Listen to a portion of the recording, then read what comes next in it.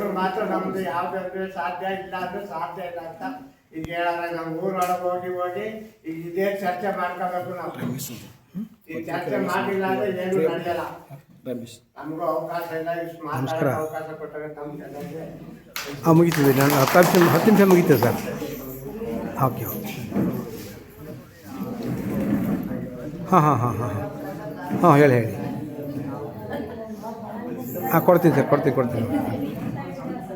ಆಯ್ತು okay, thank you. ಎಲ್ಲರೂ ನಮಸ್ಕಾರ. ಈ ದಿನ ಮುಖ್ಯವಾಗಿ ನಾವು ಆದಿವಾಸಿಗಳು ಇವತ್ತು ಸೇರಿಕೊಂಡಿದ್ದು ತುಂಬ ಸಂತೋಷ. ಯಾಕೆಂತಂದರೆ ಈಗಾಗಲೇ ತುಂಬ ವಿಚಾರ ನಾವೆಲ್ಲರೂ ಆಲಿಸಿದ್ದೀವಿ, ಕೇಳಿದ್ದೀವಿ. ಈಗ ಆ ಕೆಲಸಕ್ಕೆ ನಾವೆಲ್ಲರೂ ಇಳಿಬೇಕಾಗ್ತದೆ ಅನ್ನೋದು ನನ್ನ ಭಾವನೆ. ಈಗ ಡಾಕ್ಟರ್ ಶಿವಕುಮಾರ್ ಸರು ತುಂಬ ಸಲ ನಮಗೆ ಅರ್ಥ ಆಗೋಂಗೆ ಹೇಳಿದ್ದಾರೆ. ಈಗ ನಮ್ಮ ಶಿಕ್ಷಣ ಏನಿದೆ, ಹೋರಾಟ ಏನಿದೆ, ಈಗ ಇದನ್ನು ನಾವು ಕಟ್ಟಬೇಕಾಗ್ತದೆ. ನಾವು ಏನೇ ಮಾಡಿದ್ರು ಅವನ್ನ ಈಗ ಮನೆಗೆ ಶಿಕ್ಷಣ ಕೊಡ್ತಾನೆ ಹೋಗ್ಬೇಕು, ಹೋರಾಟನೂ ಮಾಡ್ಸೋದು ಹೋಗ್ಬೇಕು, ಮತ್ತು ಸಂಘಟನೆನೂ ಆಗ್ತಾ ಹೋಗ್ಬೇಕು. ಇಲ್ಲಾಂತಂದರೆ ಆಗಲ್ಲ.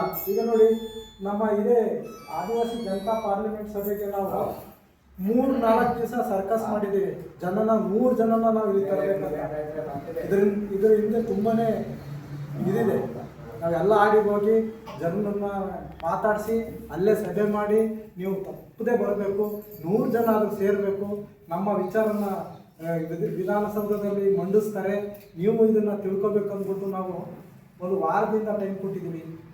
ಆದರೂ ಕೂಡ ನಾವು 100 ಜನ ದಾಟಲೇ ಇಲ್ಲ. 100 ಜನ ದಾಟಕ್ಕಾಗಲೇ ಹೋಗ್ತೀವಿ. ಯಾಕೆಂತಂದರೆ ನಮ್ಮ ಜನರ ಮನಸ್ಥಿತಿ ಆಗಿದೆ.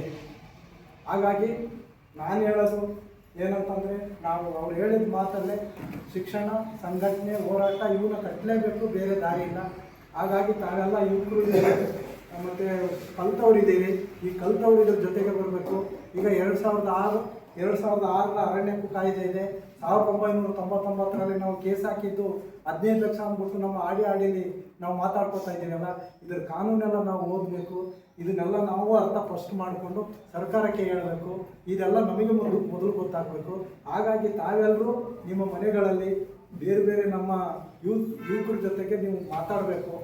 ಅವರು ಬೇರೆ ಆ ದಾರಿ ತಪ್ಪಿಸ್ತಾರೆ ನಮ್ಮನ್ನು. ಆ ದಾರಿ ತಪ್ಪುವಾಗ ನೀವು ಹಂಗೆಲ್ಲ ಹಿಂಗೆ ಅಂತ ಅವ್ರಿಗೆ ಹೇಳಬೇಕು, ಅವ್ರ ಮನಸ್ಸನ್ನು ಗೆಲ್ಲಬೇಕು. ಹಾಗಾದರೆ ನಾವು ಹೋರಾಟಕ್ಕೆ ನಮಗೆ ನ್ಯಾಯ ಸಿಗ್ತದೆ. ಇಲ್ಲಾಂತಂದರೆ ಭಾಳ ಕಷ್ಟ. ಅಲ್ಲಿ ಹೇಳಿದ್ರು ನಮಗೆ ನಾವು ಇನ್ನು ಯಾವುದೇ ಮೇಲಕ್ಕೆ ಹೋಗಲ್ಲ, ಮೇಲಕ್ಕೆ ಹೋಗೋಕ್ಕೂ ಆಗೋದಿಲ್ಲ. ಹಾಗಾಗಿ ತಾವೆಲ್ಲರೂ ಗಮನದಲ್ಲಿಟ್ಕೊಂಡು ಇನ್ನು ಮುಂದಿನ ದಿನದಲ್ಲಿ ಹೆಚ್ಚಾಗಿ ಹೋರಾಟ ಮಾಡಲಿಕ್ಕೆ, ಮತ್ತು ನಾವು ಇನ್ನೊಂದು ಮನಸ್ಸಲ್ಲಿ ಇಟ್ಕೋಬೇಕು. ನಾವೀಗ ಮಾಡಲಿಲ್ಲ ಅಂತಂದರೆ ನಮ್ಮ ಜಮೀನುಗಳು ಕಳ್ಕೊತೀವಿ. ಇದಂತೂ ಈಗಲೇ ಬರ್ಕೊಳ್ಳಿ, ನಾವು ಕಳ್ಕೊತೀವಿ ಜಮೀನುಗಳನ್ನ.